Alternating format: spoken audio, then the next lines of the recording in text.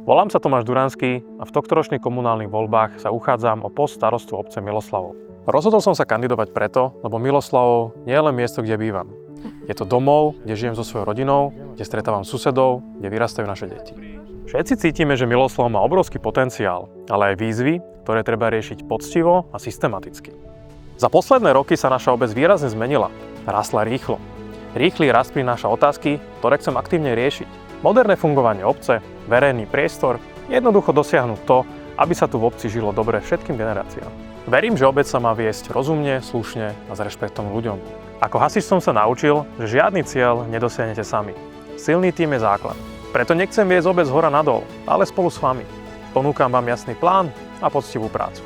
Mojím cieľom je, aby Miloslavo bol miesto, kde sa ľudia cítia doma. Obec s čistými a bezpečnými ulicami, kvalitným verejným priestorom a jasnou víziou do budúcna. Neprichádzam s prázdnymi sľubmi, ale s ochotou hľadať riešenia a nie zodpovednosť. Táto kandidatúra nie je o mne, je o nás. O ľuďoch, ktorí tu žijú a chcú, aby sa Miloslavo rozvíjalo múdro, plánovane a nie náhodne.